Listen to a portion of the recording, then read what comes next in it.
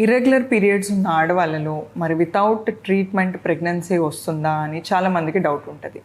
మరి ఇది నిజమేనా అని మనం చూసినట్టయితే పీరియడ్స్ ఎప్పుడైతే ఆడవాళ్ళలో ఇర్రెగ్యులర్గా ఉంటాయో వీళ్ళలో మనకు ఓవులేషన్ అనే ప్రక్రియ, అంటే లైక్ ఫాలికల్ రప్చర్ అయ్యి దాని నుంచి ఎగ్ రిలీజ్ అయ్యే ప్రక్రియ న్యాచురల్గా అవ్వట్లేదు అని అంచనా అనమాట.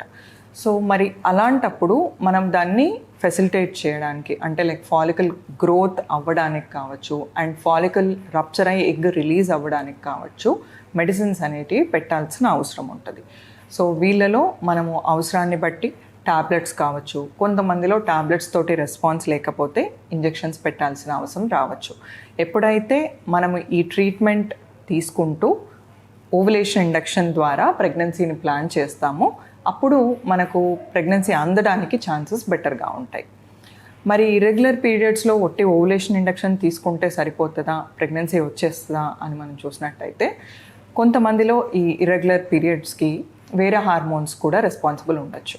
ఉదాహరణకు మనం చూసినట్టయితే థైరాయిడ్ హార్మోన్ కంట్రోల్లో లేకపోయినా ఆర్ ప్రొలాక్టిన్ హార్మోన్ కంట్రోల్లో లేకపోయినా కూడా మనకు పీరియడ్స్లో ఇబ్బంది ఉండడానికి ఛాన్స్ ఉంటుంది. సో ఎప్పుడైతే పీరియడ్స్ ఇర్రెగ్యులర్గా ఉంటాయో ఫర్టిలిటీ స్పెషలిస్ట్ని కన్సల్ట్ అయ్యి దానికి ఏమన్నా కారణాలు ఉన్నాయా అనేది చూసుకొని దానికి తగిన ట్రీట్మెంట్ తీసుకోవడం ద్వారా ప్రెగ్నెన్సీ ఛాన్సెస్ బెటర్గా ఉంటాయి.